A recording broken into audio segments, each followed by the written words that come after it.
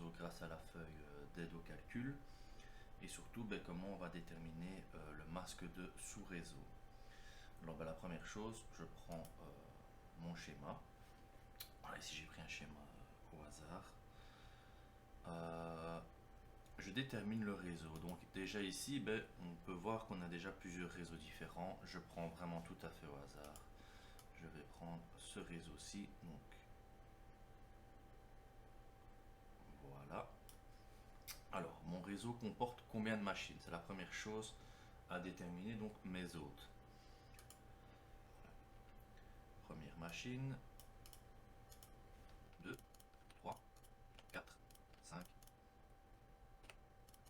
6 et 7. Mais on n'oublie pas la gateway, donc le routeur. Généralement, la gateway, c'est la porte de sortie pour sortir de votre réseau local. Donc, la majorité du temps, c'est un routeur, ça peut être un serveur. Donc ici, on va prendre en compte que c'est un routeur. Donc on a déjà besoin de 8 adresses. Le switch ici n'est pas un switch administrable, donc on considère qu'il n'a pas d'adresse IP. Donc on a déjà besoin de 8 adresses. Voilà, ça c'est la première chose à déterminer. Plus deux adresses que vous connaissez. L'adresse de réseau, qui ne peut être attribuée à aucune machine. Elle sera utilisée dans la table de routage. Donc, dans l'adresse, donc il y a l'adresse de réseau et l'adresse de diffusion ou broadcast, qui est l'adresse qui va être utilisée pour justement, au lieu de diffuser à tout le monde un par un, on part par l'adresse de broadcast et tout le monde recevra les paquets. Donc ça nous fait un total de, je ne vous fais pas de surprise, 10 adresses au total. Donc la partie haute de mon adresse IP aura besoin de 10 adresses. Donc nous avons besoin de 10 adresses au total qui vont représenter la partie haute de notre adresse IP, la partie host ID. Alors, de combien de bits ai-je besoin sur mes 32 bits pour une adresse IPv4 pour créer ma partie adresse? C'est très simple. On va travailler en binaire tout simplement en commençant. Donc, le binaire, c'est de la base 2. J'avais appuyé sur 2. Donc 2 exposants, 1 par exemple, c'est égal à 2. 2 exposant 2 est égal à 4. 2 exposant 3 est égal à 8, et ainsi de suite. 2 exposant 4 est égal à 16. Alors ça va être très simple. L'exposant ici représente le nombre de bits que je dois utiliser.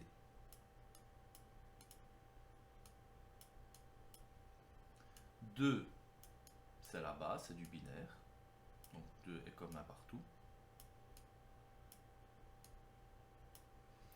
Et enfin, le résultat, c'est le nombre d'adresses possibles.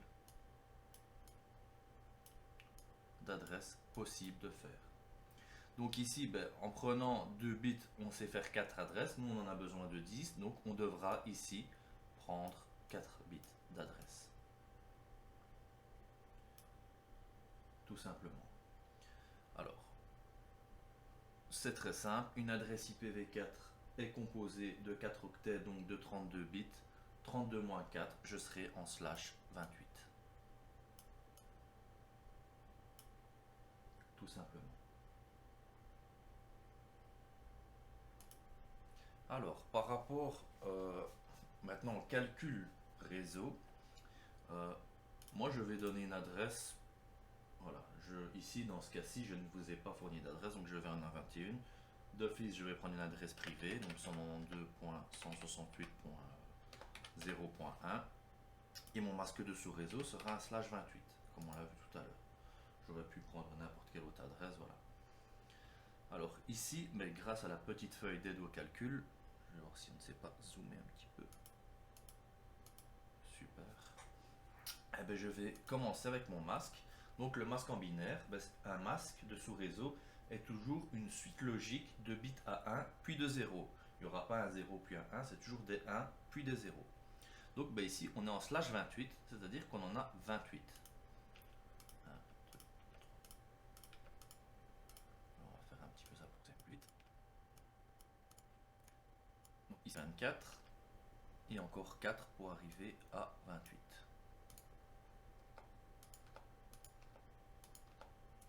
Alors évidemment, vous l'avez vu, on peut créer jusque 16 adresses possibles, donc de 0 à 15 en slash 28. Cependant, nous on n'a besoin que de 10 adresses, donc il y aura une perte de 6 adresses. Alors je vais reprendre l'adresse. C'est-à-dire pourquoi mon masque a 1 ici. Donc ici on va vraiment venir travailler au niveau de l'octet, donc du dernier octet, du 4e octet. Alors c'est-à-dire que mon masque de sous-réseau, donc moi je fais quoi? Je trace une ligne. Ici je suis sur Excel. Je vais mettre en jaune tout ce que mon masque verrouille. Donc tout ce que mon masque dit, ok, tout ça, ça ne peut pas bouger. C'est la partie NetID, la partie réseau de l'adresse. Donc ici, ben, je pourrais remettre l'adresse au complet en binaire. Je suis un informaticien, je suis fainéant, donc je vais directement retaper en décimale mon adresse. Parce que le 192 ne peut pas changer. Le 168 ne peut pas changer. Le 0 ici ne peut pas changer. Par contre, ce qui va changer, c'est au niveau du dernier octet. Dans notre cas, si nous étions en slash 23 par exemple, ben on travaillerait au niveau du 3e octet. Et donc là, on travaillerait au niveau des 2 derniers octets. Voilà. On ajuste en fonction du masque de sous-réseau. Donc ici, ben, 1, je vais remettre mon 1 en binaire, tout simplement. Est-ce que 128 rentre dans 1? Non, donc c'est 0. 0. Est-ce que 64 rentre dans 1? Non. Et ainsi de suite jusqu'à arriver à la bonne réponse. Donc mettre un 1 en binaire, logiquement, ça ne doit pas vous poser de problème. Alors, c'est-à-dire ici, ben, ils sont verrouillés. Donc les 0 ici, je ne peux pas les changer. Pour avoir l'adresse de réseau, je remplace le reste par des 0, tout simplement. Et pour avoir l'adresse de broadcast, donc l'adresse de diffusion, je remplace par des 1. Voilà, alors ainsi je peux venir compléter mon petit tableau. Alors l'adresse de réseau sera égale à 192.168.0. J'additionne tous ces nombres ici, ben j'obtiens 0. Pour l'adresse de diffusion, 192.168.0.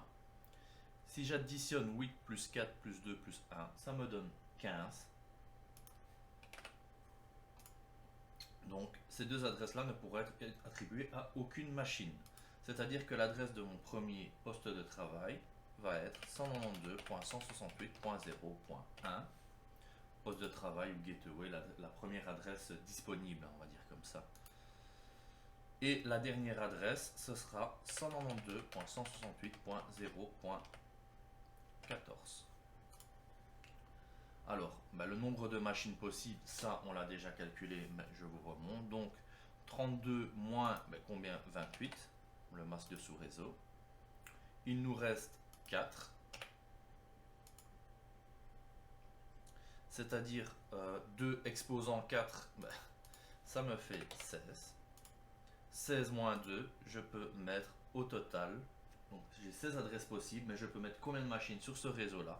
Mais je peux en mettre que 14. Voilà comment j'ai établi un calcul réseau avec un masque de sous-réseau. Voilà comment nous avons établi le calcul. Nous avons notre plage IP, donc de 1 à 14. Certains prennent de 0 à 15. Voilà, la plage adressable pour les machines, c'est de 1 à 14. Voilà.